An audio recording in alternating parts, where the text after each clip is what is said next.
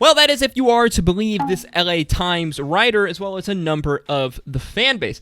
The problem in question is one of pacing. Now, pacing is something that Game of Thrones fans are absolutely no strangers to. Between the Warlocks of Qarth and the White Babies, we've had numerous plot lines that just seem to go off and meander into nothingness, being a huge waste of freaking time. Season 1 ends itself is obviously a setup arc to the eventual Dance of the Dragons, civil war between the Targaryens, and this episode was basically the pinnacle of that setup. Rhaenyra is forced to return with her family from Dragonstone to King's Landing to defend her son's claim to the Driftwood throne, as it seems that Corlys Velaryon could possibly be dead, and his brother is questioning Rhaenyra's son's claim to the throne, ultimately ending with Corlys Velaryon's brother getting his head taken off by Daemon Targaryen. Many wondering what was the point of this entire episode if not for just a teaser for what is to come. This writer going so far as to say, had my disinterest been measured in a t-shirt slogan, it would have read,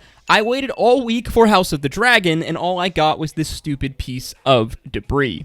Now, I find this absolutely hilarious because to even compare this whole section about the argument for the Driftwood throne to the Warlocks of Qarth or the White Babies or other such random plot hole plot lines that were never addressed in Game of Thrones, it's just stupid. Obviously, with modern television and showrunners nowadays, there seems to be so little time more than ever to meander about. Every single episode has to hit super important plot points and tell stories. There doesn't seem to be any time anymore for this needless meandering. And if you actually thought that this plot point was needless meandering, well, I just don't know what to tell you. You got no forward vision. We don't even need book spoilers to see the importance of this. Obviously, there's the continued hit upon subject of Rhaenyra's children as bastards and their acceptance overall across the kingdom. Their legitimacy in turn reflects Rhaenyra's legitimacy for her gaining of the throne upcoming in the future. As well, Rhaenyra's rebuttal against Lord Velaryon's brother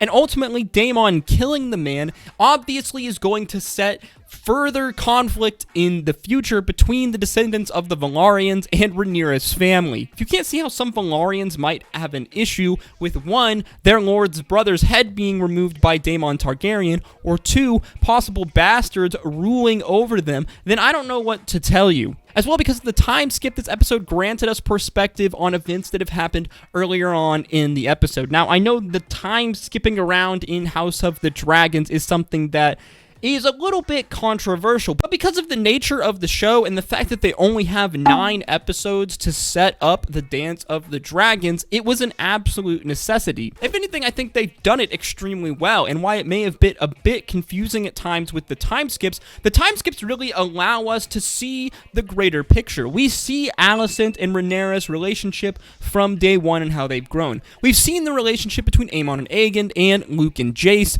develop. If it wasn't for the time skip, we wouldn't have all of this context that we're going to so desperately need in our future seasons. As well, this episode parallels events in the book. Rhaenyra is forced to return to King's Landing as she is in this episode, but in the book it's for slightly different reasons, as it's because her father's health had grown even more ill. Ultimately, like in this episode, she does return to Dragonstone as her father seems to succumb to his illness that had been plaguing him from the cuts on the Iron Throne. So as far as true to source material goes, the showrunners are absolutely on it. Oh!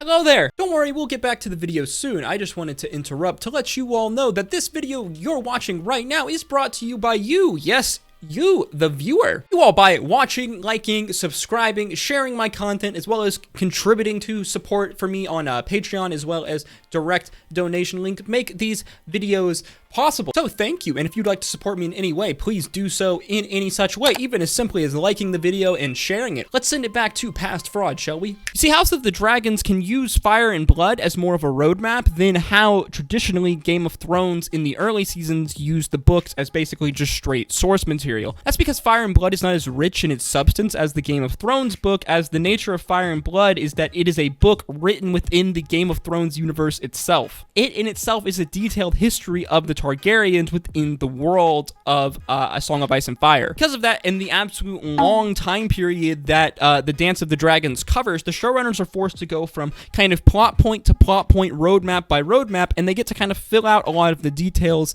and the substance in between. And in my opinion, they've done an extremely good job of this. This creative freedom has allowed them to explore a lot more detail and character motives and dynamics than Fire and Blood ever did. And while they are adding some creative flourishes to the story of Fire and Blood, everything that they've done so far, in my opinion, has been pretty freaking good, man.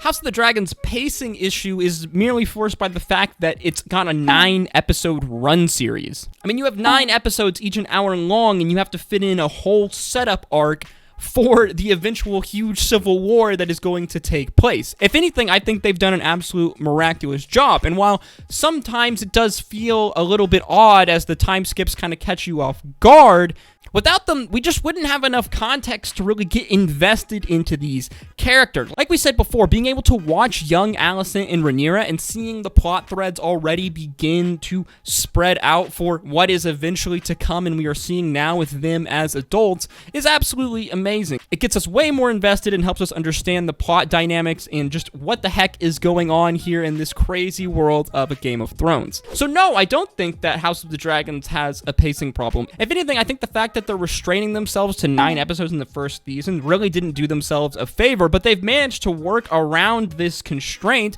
to, honestly, I'd say really good results. House of the Dragon Season 1 feels to me like primetime Game of Thrones. So far, I don't think they've fumbled much of it, if any at all, and I would argue that almost all of the time spent on screen has been screen-worthy time. There are none of these stupid plot lines and progressions that just lead to nothing. There won't be a white baby incident in this show, at least not in the first season. So the fact that this LA Times writer actually said, I waited all week for House of the Dragon and all I got was this stupid piece of beach debris, just shows that they have no idea what the they're talking about. There have been basically no side journeys or lost plot lines in House of the Dragon Season 1. If anything at all, this whole plot line about who will be the Lord of the Tides was very much needed to bring Rhaenyra and her family back to King's Landing. In that alone, it serves its purpose as a plot point. But if you can't see the broader repercussions that could come from this, from Daemon literally killing this man, then you don't really understand Game of Thrones, do you? Let me know in the comments down below. Do you feel like House of the Dragons has a pacing problem? I can understand the time skips being disorienting, and I wish they would have been able to spend more time